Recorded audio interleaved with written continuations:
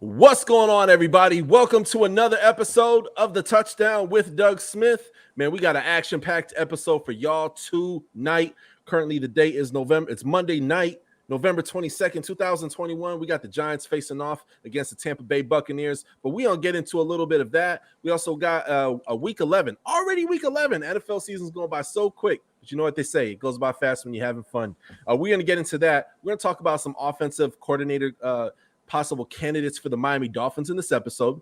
Also, Matt Nagy, it's looking like he's on his way out for Chicago, unfortunately. However, there's going to be a company that's hiring, Chicago Bears. We're going to talk about some head coach candidates as well, too. And then on top of that, Washington football team. Congress recently said that they're going to possibly investigate them, maybe and send out subpoenas. Washington can be in a lot of trouble, but specifically for the owner. We don't get into that today. In the meantime, shout out to Waylay Creations and Ill Sense Birth. I got the dopest intro podcast on the internet. Check it out. And also check down the link below if you want to check out their music. But in the meantime, I'm going to hit you with this super fire intro, and we'll see you in a second. Touchdown with Doug Smith, celebrate, that's a new move. Heinzman, 2 views, catch him on YouTube. NFL coverage, interviews, who lose, who win, who lose. Comedy, you choose, it's not about moolah. The QB's like Tua is mixing in action. No L's on my shooter. Play it like Marino, it's a gamble like casino. Hungry for it, but you know we still gon' try to feed the beef. Rivalries will lead the conference. Cowboys of the Eagles. Will Belichick be a threat? Better check. Tomlin on deck. Much respect to the vet. What you expect? Gotta tune in for the rest. Make sure to sub like check. At the best, bad boy, the sports podcast. For the threat across the north, east, south, in the west. Sitting back clueless, time to tune in. Now another sports center, it's a movement. That's right, folks. Not another sports center, it's a movement. Welcome to the Touchdown with Doug Smith. I got one of my co-hosts here in the house tonight. Shout out to Adrian and Mike. You weren't able to make it tonight. But Isaac, what's going on, man? What's good, my brother? Man, just chilling here, living this Colorado life, praying it don't start snowing soon. Yeah, man. I feel so oppressed here in Florida, man. It was like 80 today. oh my Lord. No, it's getting a little cooler down here in Florida, man. You know, we had 80 degrees and cloudy yesterday. Today was probably like early mid 70s. And then, you know, and it's going to be pretty much throughout the rest of the week. So, man, I'm enjoying it. I can't even lie. You know, I used to live in, those who know me, I used to live in Rhode Island, and Rhode Island is, you get so cold that you know, if you got white skin, your knuckles turn purple, and you look up at the sky and ask God, why do people live here? So I don't miss. But Colorado, I like y'all winter because it's more balanced. You have some bipolar days where it's warm, and it's nice. It's nice. So yeah, those who don't know, if you're listening on Spotify, Apple Podcasts, one of them platforms, I live in Florida, and my brother, he lives in Colorado. Over there getting mile high, and no, I'm just playing. Sir, right down the street. Yes, sir. Yes, sir. All right, so we got the Week 11 recap, y'all. This is gonna be really, really brief, man. This is a weird NFL season, y'all, because a lot of good teams who, you know, we thought, you know, may only have 1 or 2 losses. They have a lot more. Obviously, just to breeze through here, Patriots destroy the Falcons 25-0. Ravens beat the Bears. I do want to say something about this game. This Ravens over Bears. Lamar Jackson was not playing. Shout out to, I think it was Tyler Huntley, I believe it was. And dude, it was a really, really, really great game. Andy Dalton, though, he missed a lot of throws, but he kept him in the game at the same time. You know, he was the reason they lost. But also the coaching, because at the end, Andy Dalton, they were like, they had it. They had him in the bag completely. They had him in the bag all around. And then, you know, Matt Nagy, man, you know, you can't have them boys march down the field like that, blown coverages. You guys are celebrating like you won the Super Bowl, man, acting like the Falcons a few years back when they lost to the Patriots. I mean, that was really, really bad. We're going to cover that more here in a minute about Mr. Matt Nagy. I want to keep it moving. Packers lost to the Vikings 34-31. Kirk Cousins teases us to see a good quarterback. Is he a bad quarterback? You know, it's I don't know if you have any comments about that, Isaac. Yeah. I just let the chips fall where they may, man. Yeah. Oh, yeah. Absolutely. Absolutely. We got Colts 41-15 over the Buffalo Bills. Took them boys out to the woodshed. Yeah, they beat the brakes off of them big time. I mean, it was pretty bad. Then of course we had the Detroit Lions. They teased us again. They fell to the Browns. Not much to say here, folks. Baker Mayfield was being a prick in the interviews. That's another guy who they may be shopping around for a quarterback in the offseason. Then Isaac, go ahead, take us away with this next game. Washington football team, as you call them, the Redskins. That's your squad, man. Over the Carolina Panthers. You obviously watched the game. That's your favorite team. You study them like no other. Talk to me. I just want to say one time, zip it up, Cam. Zip it up. Yeah. Yeah. Y'all thought it was going to be sweet. There's a lot of people. That said Cam's homecoming was going to be sweet. Yeah. You thought is what you thought was going to happen. Nah. But all jokes aside, man. I mean, to talk about the Panthers for a second, honestly, no, Cam is back. Yeah, clearly I'm very happy that we won, but I mean, that was a hell of a game. Cam looked, he's still learning the playbook, of course, but I mean, he looked poised. He made a lot of the throws. I mean, he checked down a lot, kind of just took what we gave him, but on the plays where he went for it, he got it more often than not. I mean, the mobility's still there. A lot of cool moments in that game for him.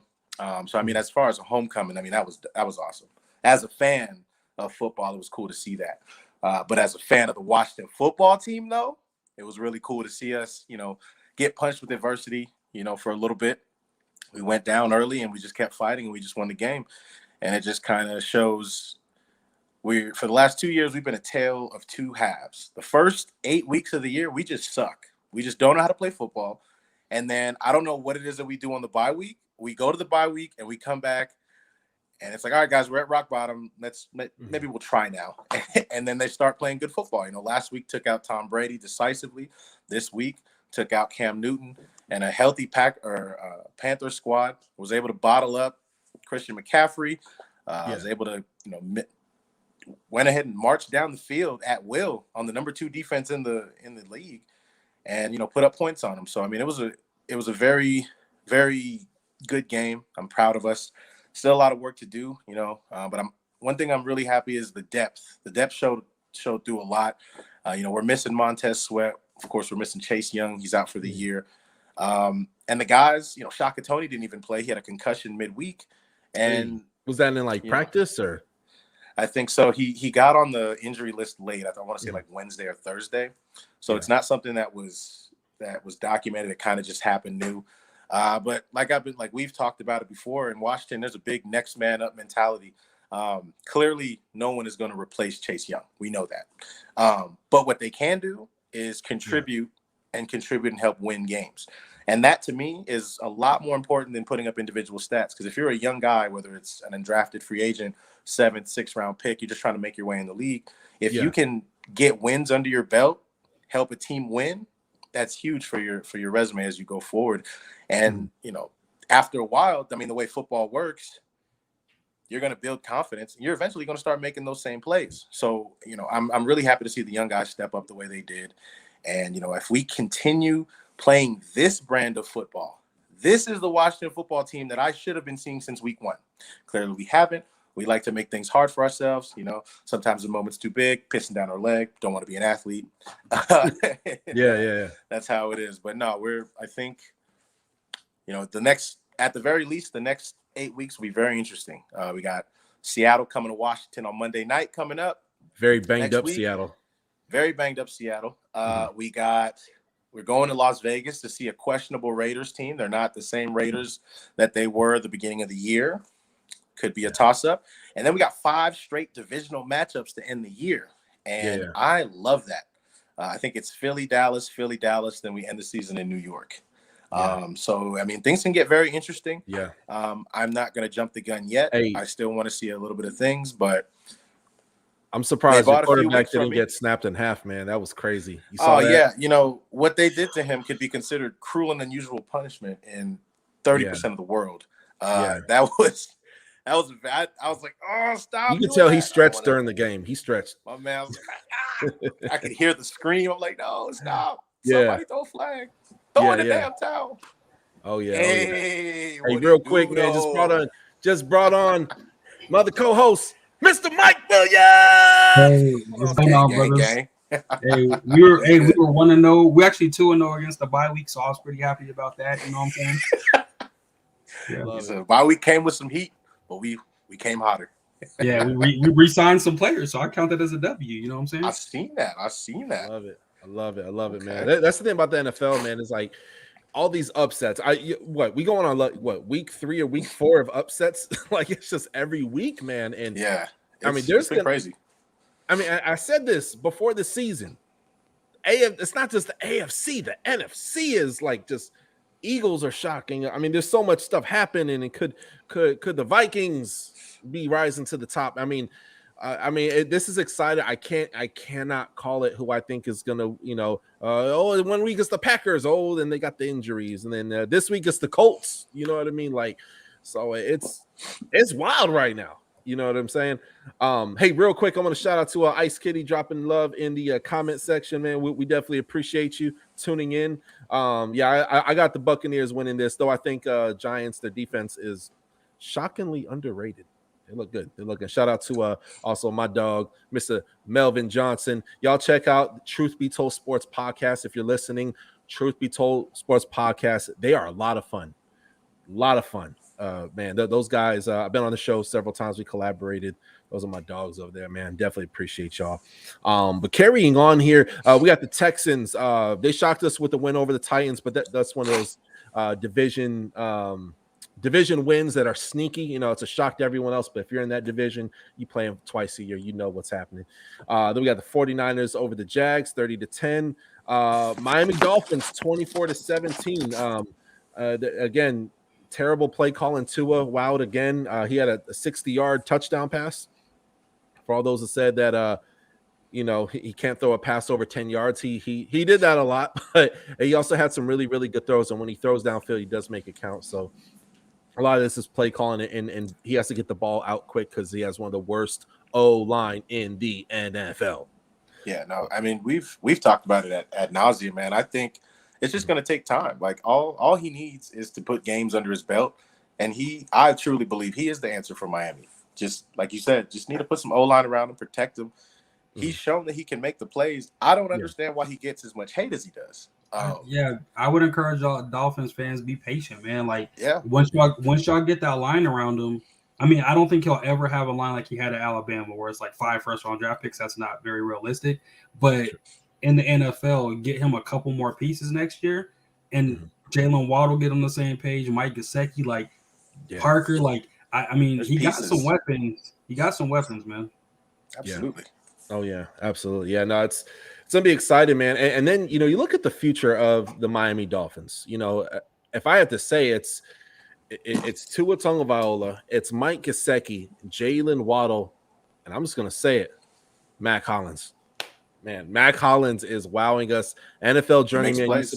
He was rejected, thrown out like trash by the Philadelphia Eagles, and we said, hey, come to this foreign land of Miami. Bring your rich, bring your poor, bring your dreamers.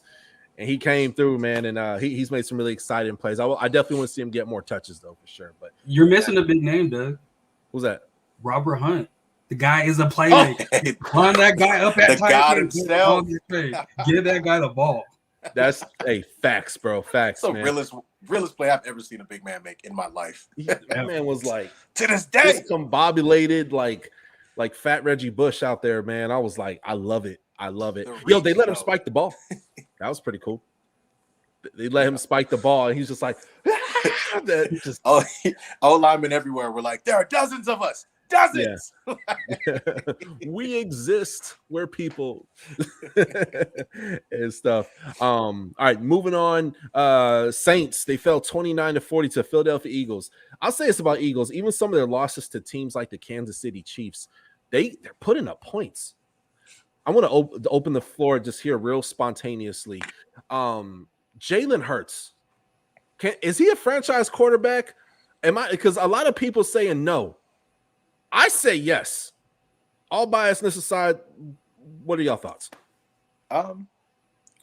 So I've kind of felt the same way about Jalen that I felt since he was at Alabama. Because I mean he plays the exact same game when you watch it, and like put the film side by side. He's somebody that's always going to electrify you with his athletic talent.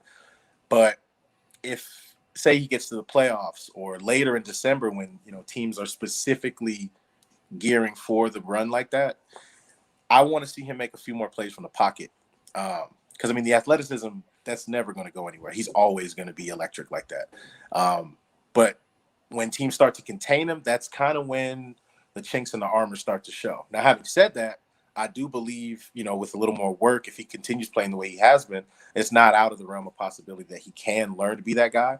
I just think he has a long way to go as far as pocket presence. But if he gets that part of his game down, the sky's the limit. Because it's the same thing when he was at Alabama. It's just, if this guy can just sit still, scan the field, don't get skittish, it's a wrap. Because everything else you can't coach. The things that you can coach are things that I think he can work on. Absolutely. Mike, what do you think?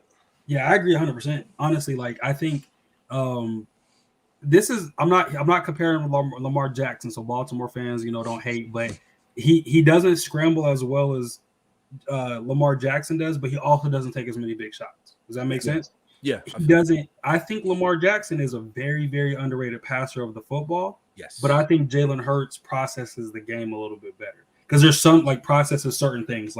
There's been a lot of throws I've seen him make that I'm like, yo, that was on a rope. You know what I'm saying? And there's kind of some plays he's made where it's not like Patrick Mahomes sideline, he's actually getting the ball where he needs to be. I just think he has to trust his eyes and his feet a little bit more in the pocket, and he'll be good. You know what I'm saying? Because he has weapons. They just signed Goddard to that big deal. He got his bag too. Devontae Smith is out here mossing fools. You know what I'm saying? He's been out here balling. So he got some weapons. I just think he trusts his feet. He trusts his arm a little bit more in certain situations, and he'll be fine. Yeah. Absolutely. And you know what they say about the offseason? The offseason is one of the most important times of the year. What we saw in, again, not to compare, but if I may jump in here, is that with Lamar Jackson, we saw his rookie year.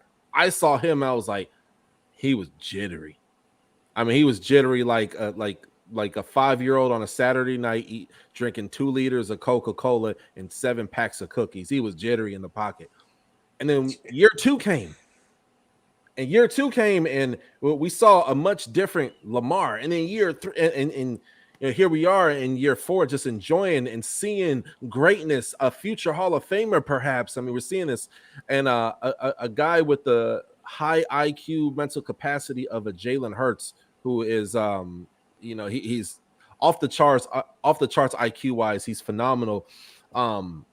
I see him doing fantastic things with this Philadelphia Eagles team. I just hope that they don't pull like a Green Bay Packers, oh, surprise, we got a quarterback, in the second round. Hopefully, or maybe it was the first round. But anyway, they don't try to pull a stunt like that. You know what I mean? And actually let the man develop. I feel like we always want right now. Sometimes things take time, man. And I feel like not only NFL fans, but more notably NFL organizations become more impatient, and they feed off of those fans' impatientness and stuff. And they're like, oh, it's year 1 didn't work out. It's time to move on. If it's a Tim Tebow situation, I can understand where, you guys having trouble getting past 5 throws a game. But in this case, Hurts got moxie, and I'm excited to see what happens from there. And then, of course, as we finish up here, we got Bengals. They bounce back 32-13 over the Raiders. Mike, you're a Broncos fan, sir. Would you like to talk about that just very briefly? And what? They I was so excited, Doug, because we didn't play and the Raiders lost. You know what I'm saying? I was excited that we didn't play. I was just excited that the Raiders lost. But I kind of feel like what I was saying earlier, and we had some people kind of hating in the comments, like, oh, you don't know what you're talking about, you're being biased. The Raiders are the Raiders. They're going to Raider eventually, right?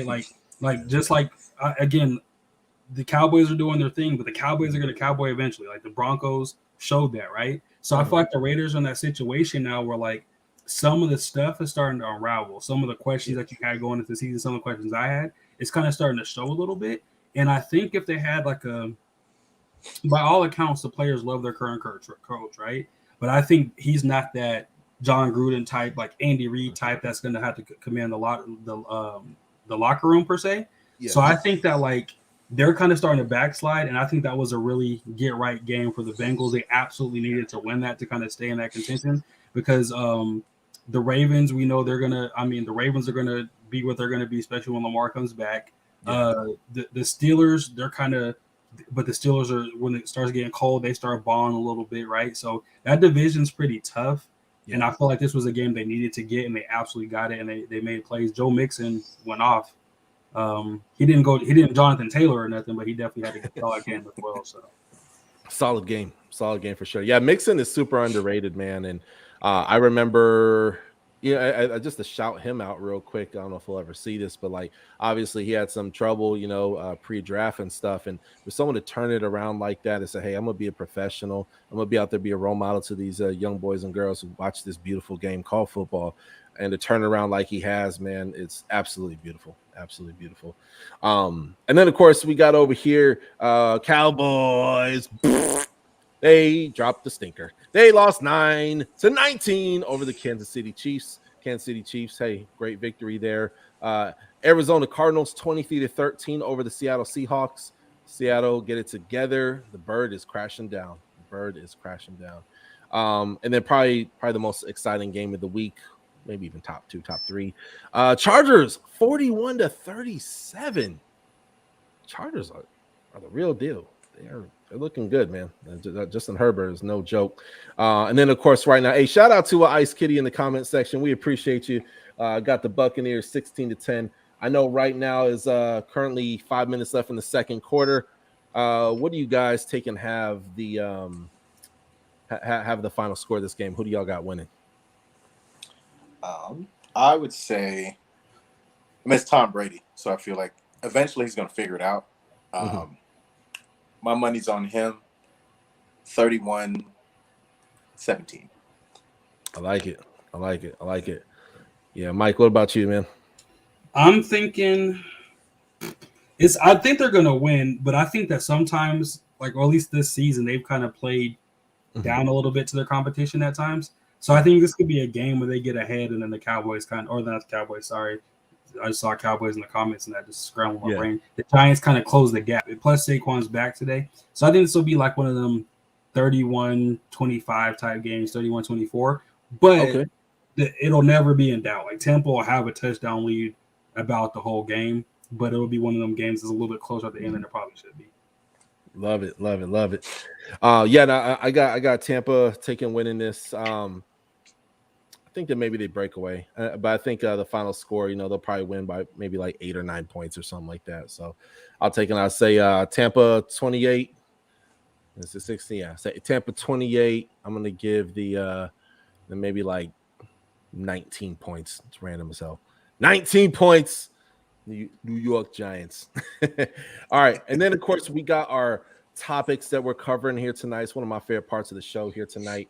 I want to take and talk real quickly about Mr. Matt Nagy. Now, for those who don't know where I'm coming from, Matt Nagy they lost a very painful game to the Ravens. Now, yes, of course, Lamar Jackson was not there, but towards the last minute, I think 40-something seconds, the Bears had them beat. They had them beat. Andy Dalton was overthrowing 2 times where there were supposed to be very clutch plays that helped them win the game, and they were bad throws.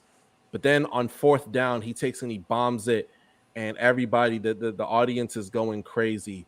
They're just Andy Dalton. Everybody's going nuts. They're high-fiving each other. It's just this warm embrace. And then Huntley hits the field, and he marches all the way down.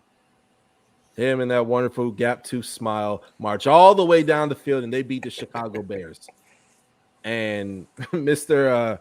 Nagy, it's just a stinker after stinker with him. You know what I mean? And Chicago Bears fans, they deserve more. You talk about impatient fan bases, impatient organizations. I'm not saying they're in win now mode, but they're building off a young man by the name of Justin Fields, who shows a lot of promise, by the way. But I want to take and bring up a few names, and of course, candidates to replace Matt Nagy in 2022 is what the banner takes and says here at the bottom of the screen. But let's go over some of these names. I have Todd Downing, offensive coordinator for the Tennessee Titans. Mike Kafka works for the Kansas City Chiefs. Also, Eric Bieniemy, that's another one. We have Nathaniel Hackett, who is a OC over for the Green Bay Packers. And then, of course, we got Mr. Byron Leftwich. Gentlemen, Isaac, Mike, let's open up the floor, and then I'll give my take to finish it off. What are you guys' thoughts on one of those gentlemen being a replacement for Mr. Matt Nagy? Yeah, I mean, I've always been an advocate for Eric Bieniemy.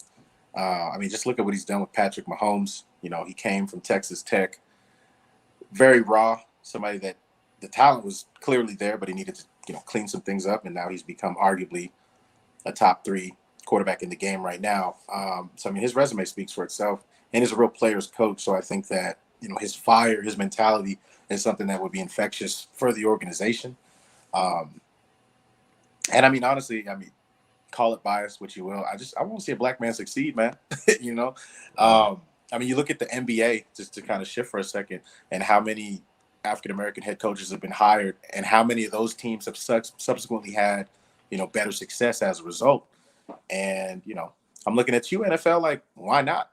This is a guy that year after year is ready to be picked up and is still, without a head coaching job. If I'm Chicago, I say, you know what do we have to lose? You know what I mean? And with a young quarterback like Justin Fields, it's like, I feel like it's a glove fit. Like, he can work with his strengths, polish up his weaknesses, and, make him the first Ohio State quarterback worth a damn in the NFL, in my opinion, at least. Love it. Mike, what are your thoughts?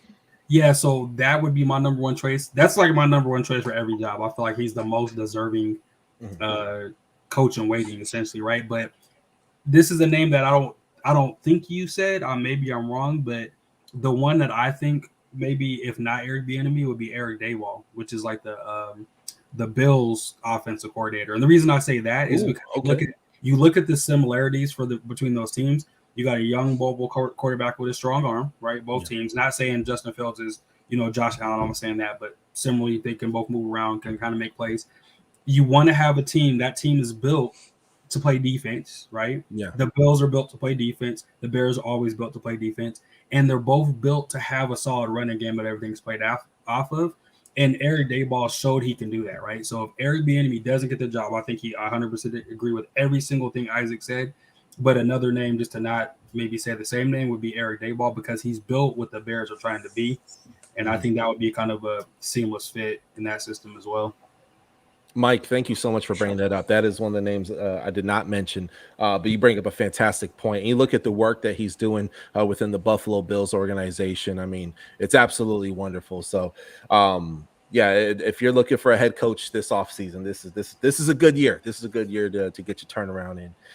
And there's a name I want to bring. Eric Bieniemy is like, I have him like tied for number one. Another name I want to take and bring up is offensive coordinator for the Tennessee Titans, Todd Downing. Now, why Todd Downing, Doug? What's going on? Well, here's the thing. I look at all these, right? Eric Bieniemy, what I love about him is that you look at all that he's accomplished over there, but also as well, who's their quarterback, right? Quarterback, it's Mr. Curly Fry Hair himself, Mr. Patrick Mahomes, throwing Mahomes, man, best quarterback in the NFL, in my opinion, right now, and then also as well, you have Nathaniel Hackett, offensive coordinator for the Green Bay Packers, right? That's called what it is, Aaron Rodgers. How much is that him and how much is that Aaron Rodgers, right? Byron Leftwich.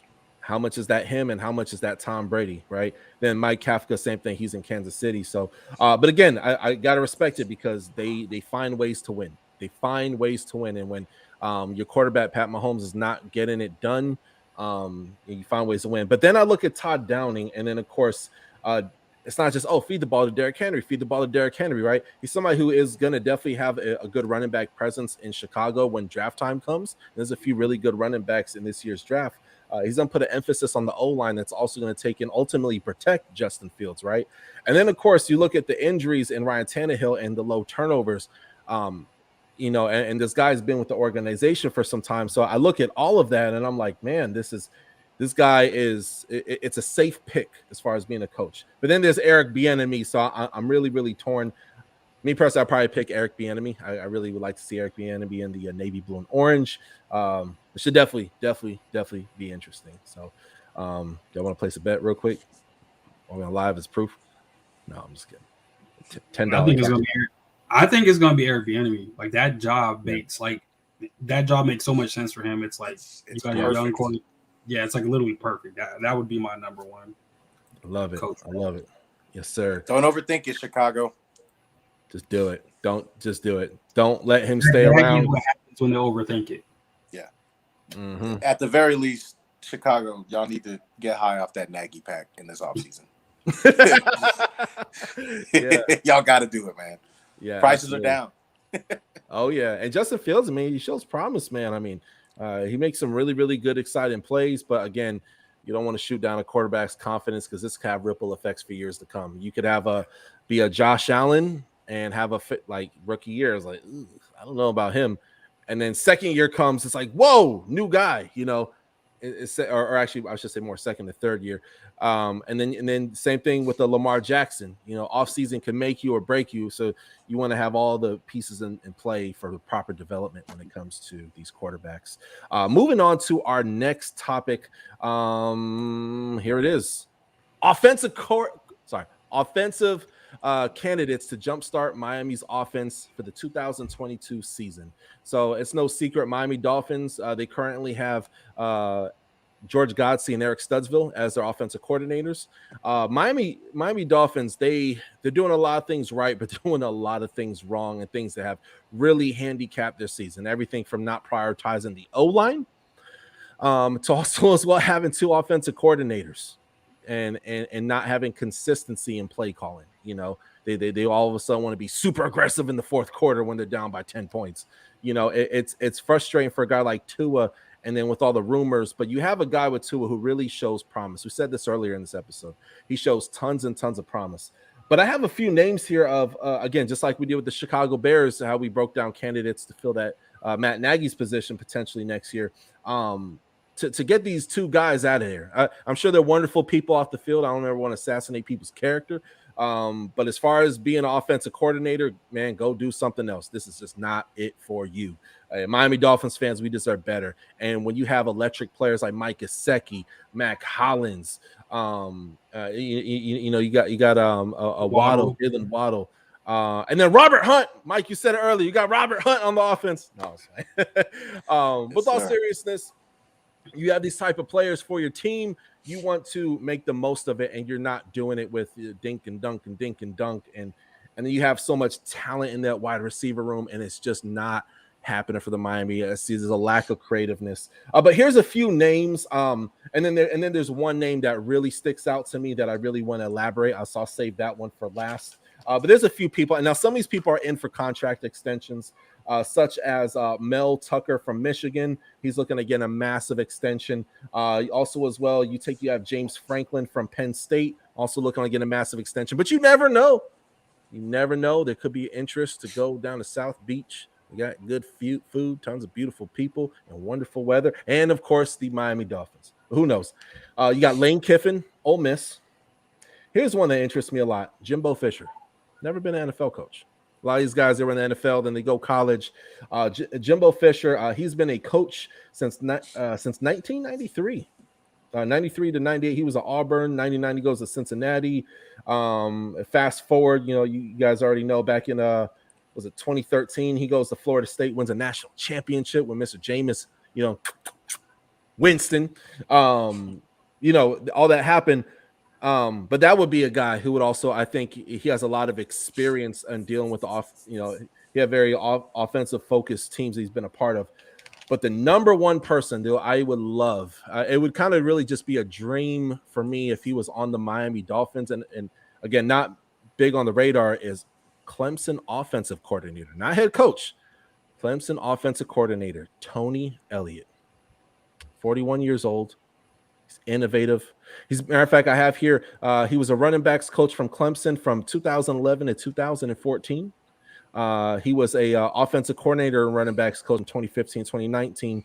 And then, of course, same thing 2020. And then currently right now, he's a full-on offensive coordinator for the last season. But then you look at the people that he's worked with. He's worked with Deshaun Watson, who Miami wants. Now, I don't think it's going to happen, y'all. I don't mean to start any rumors, but how cool would that be, right? If they got not Watson, but if they got this guy right here. And then also as well, he's worked with Trevor Lawrence out of Jacksonville. So he's worked with guys who have very similar skill sets. You know, that they got the mobility, the arm strength, the accuracy that Tua takes and possesses those skills. Love or hate Tua or not, he has those skills, whether you like it or not, whether you agree with me or not. So to take and have something like this is beautiful. Then, of course, 2016, 2018, national champion Clemson, absolutely killing it. And then, of course, I do show here in 2017, he received the Broyles Award, which is an award, annual award given to the honor of the best assistant coach in college football. That's out of 130 D1 FBS programs. Yes, I made it from a piece of paper because no way I memorized all that. But Miami fans, please comment below. Let me know what you think. Isaac, Mike, let's open up the floor here really quickly. What are you guys' thoughts on some potential candidates for the offensive coordinator position for the Miami Dolphins? Yeah, I mean, as you guys know, I'm a Virginia Tech fan. So I've seen Tony Elliott's offenses, the buzzsaw that they tend to be up close many times over the last number of years. And I mean, if you watch Clemson closely, he is a huge reason why they've had the success they've had. And as a coordinator, I think it'd be a seamless fit. He's not going to have head coaching duties. He's not going to be spread too thin. That'd be a really great stepping stone to further his career. If he eventually does want to be a head coach, I think that'd be great experience for him down there in South Beach. And you guys are very creative. Yeah, 100%. Like, I'm a U fan, Isaac, so both of us has felt the brunt of that buzzsaw. You know what I'm saying? You know how it is. Yeah, it's just like he's just one of those guys. So I think some of those other coaches, man, they could potentially. I don't think they would leave to be the O coordinator with the checks that some of those guys are getting now. But I do think Tony Elliott, the offensive coordinator, I think that would be a good fit. That dude is creative. That team consistently does everything well. They block well, they run well, they pass well. He develops quarterback. Right? Deshaun Watson didn't come out. I mean, he came out as like a 4 or 5 star quarterback, but nobody knew Deshaun Watson was going to be what he was in college. And I think development is part of that. I think him being a player is part of that. Trevor Lawrence came out, and obviously everybody knew what he was going to be. But he's shown to be able to run an offense competently at a high level, and I don't think Studesville and who's your other core offensive coach? I forgot the other one. Mike Kafka. Yeah, Mike Kafka. Like they haven't shown that like cohesiveness to be able to run the offense so far, and they haven't shown in the league at all. They haven't shown at any level. Eric Studesville shown that he's a very good running backs coach, right? A run game coordinator. He's shown to do that well, which I thought was going to transition well, but having 2 of something means you don't have 1 of it, and sometimes you need 1. So I think that would be a good seamless fit too, Rock. I think that's a really good name to look out for. That's a job I think you could take and eventually be a head coach. Absolutely. And Miami fans, you guys go ahead and make sure you go down below in the comment section. Go ahead, comment, let us know what you think. If you agree, disagree, maybe there's somebody we didn't even consider. Please go down below. We want to hear your voice, and hey, let's talk about it. Also, Washington football team is Isaac's favorite team, but their team may be in trouble because someone has some crazy stuff on their computer. Boom! Here's a new topic. Congress dropping the hammer on Washington football team. For those who don't know, they're looking into possibly doing subpoenas on specifically the Washington football team. So somebody's going to have to give up that computer. Mr. Roger Goodell, what you doing, man? Come on, man. Just be a leader. Have a set of – I'm trying to keep it PG. I don't want to get monetized. But, Isaac, man, talk to me. And is this a good thing? Is this a good thing for the Washington football team to take and happen? Please elaborate. Yes. Talk to me. Dígame. Let's talk. Yeah. No, this is the best news that I could ever get. Because you got to understand, when it comes to the Washington football team, the fan base, we're with Congress. We don't like Dan Snyder either. So when y'all are coming at us for having Dan Snyder, look, we agree.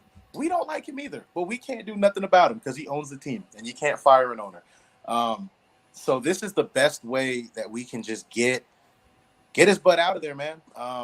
You know, a lot of us were really kind of nervous. Like, is this all talk? Is Congress really gonna come through for us? Like, help us. You know what I'm saying? So this is, I think, something that could, you know, maybe it could be nothing, but maybe it could be everything. You know, Dan has the nickname Teflon Dan for a reason. You know what I'm saying?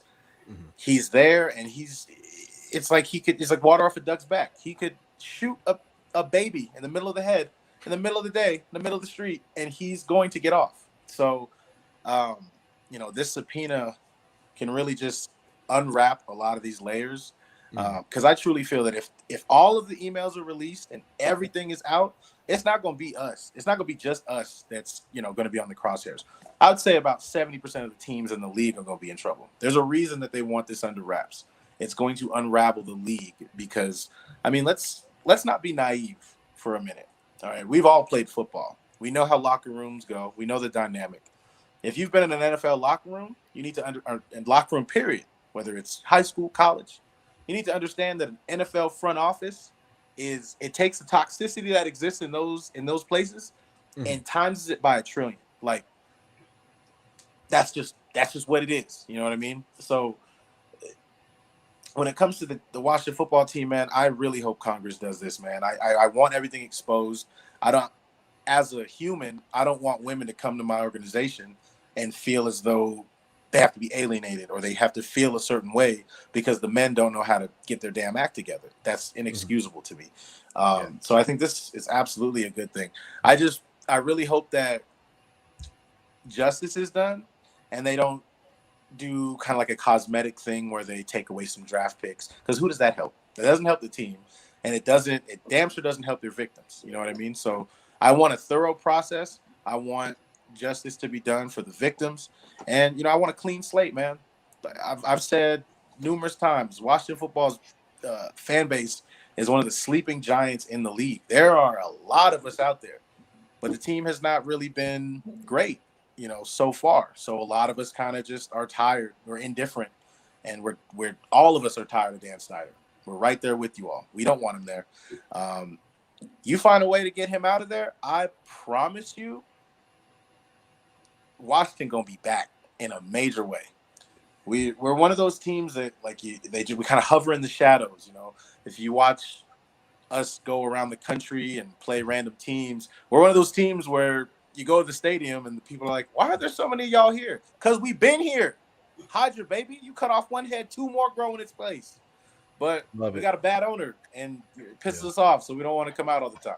But you know, Congress, do your thing. Help us. We need. What do y'all think is needs it? What do y'all think? I'll start with you, Mike. What do you think is in those emails? Man, like, I don't know, but I want to watch. I think there's a lot of debauchery, hooligans, stuff, man. There's some stuff that I can tell you this, it ain't chicken soup for the soul. I can guarantee you that. You know what I'm saying? So what I think, like, again, with the Congress thing, man, like, Isaac, I think everything you said is accurate, bro. Like, I feel like you're just in here spitting facts like 100% today. Like, I don't think I would like to see the emails, and the only people that could get us to see the emails is the people going after them. And I think the league's going to be in a whole bunch of trouble, but I also know money talks.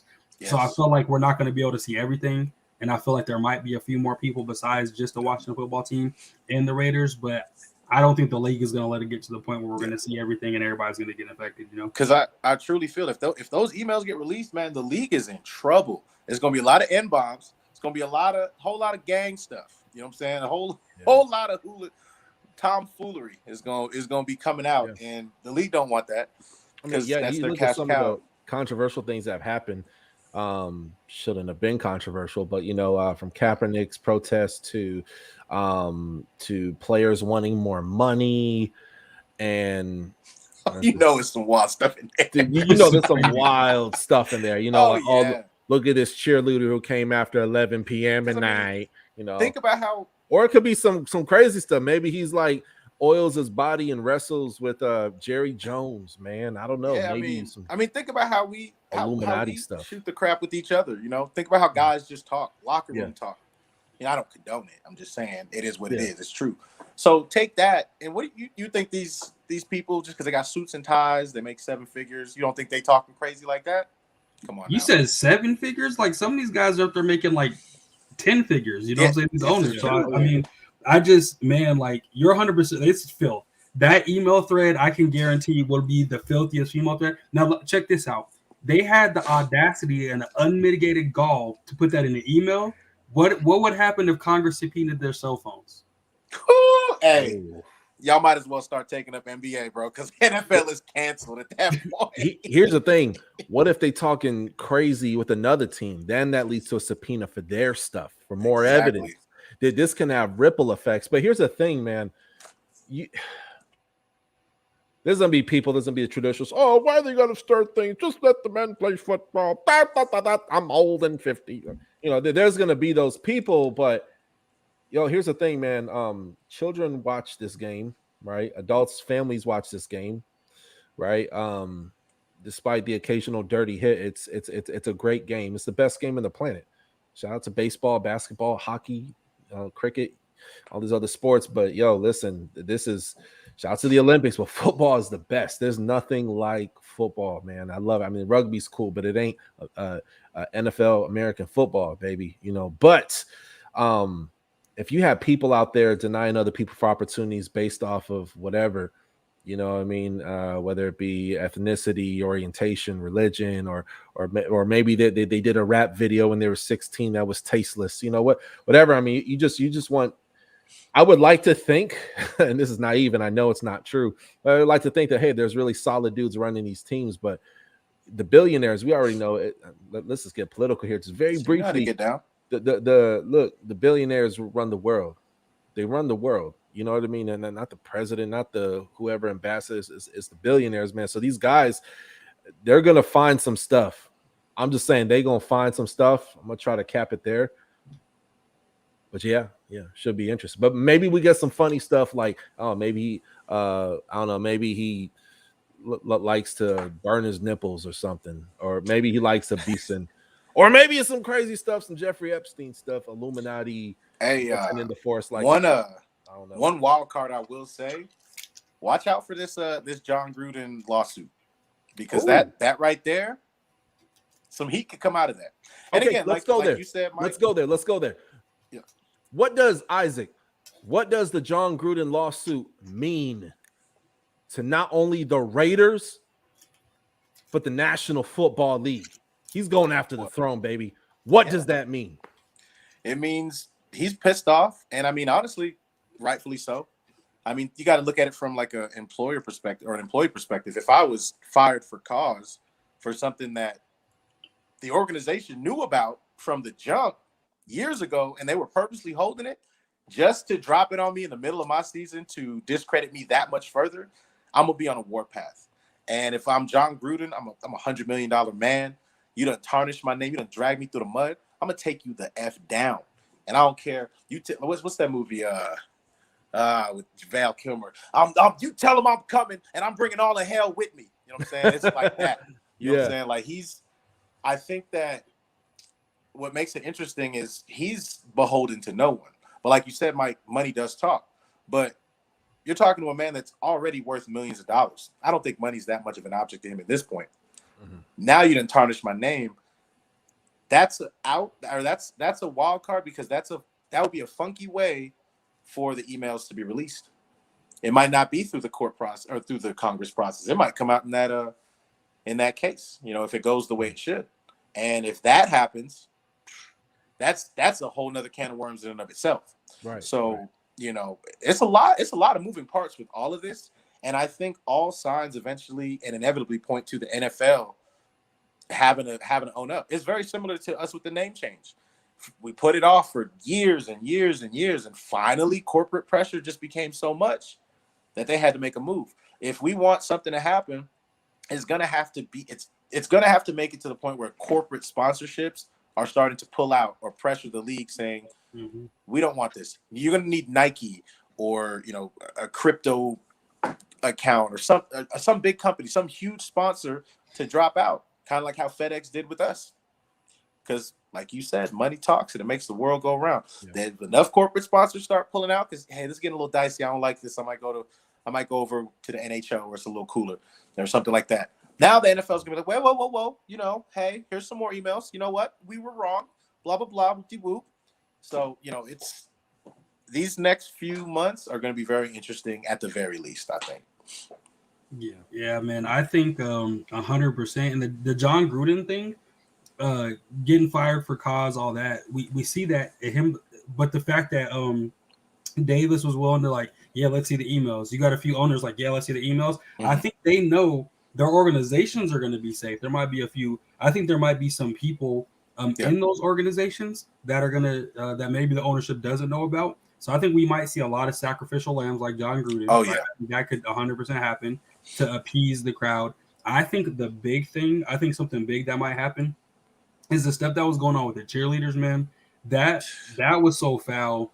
And I think if they come out saying no, we didn't want to do this. This is something that 100%. If they get in front of Congress and that happens, that's going to be Isaac, his name's escaping me. Your former GM that retired. Bruce Allen, the devil Bruce himself. Allen, that fool right there. that man.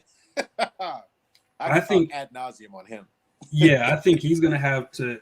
I think he's just he was one of the main factors in this, but just kind of went away in the night because he's not there. Yeah. So I think Congress is going to be able to bring him back and reslay him. I fear, to that point, the only thing I fear is that, to your point about sacrificial lambs, Dan Snyder finally Teflon Dan's his way behind Bruce Allen and makes, because we hate Bruce Allen in Washington. He is a vile, just human as it is, let alone all the football stuff. So they're going to bring him into the front and center.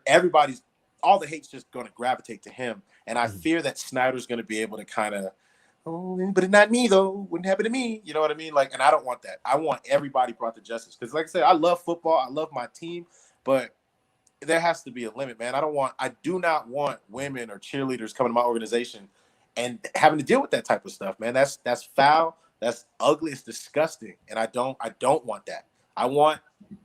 And I speak for, I'm sure, all of Washington when I say we just want football. We want to be able to watch our team. If they lose and they suck, that's one thing. But if they suck and y'all can't get it together in the front office, now it's like tabloids and everything. That's going to piss me off. And that's what we've been dealing with for the damn near 30 years. You know what I mean? So Jerry Springer show, it looks like. Exactly, man. This Mickey Mouse BS, man. That's Bush League. Get it together. Yeah. Figure it out. You are grown adults in an adult organization playing for a national football. Get it together. Just get it together. That's it. We just want a product that we can be proud of. We're tired of being embarrassed. It's funny at to a point, and then after a while, it gets stupid annoying. Get it to get her, please. Yeah. No pun intended.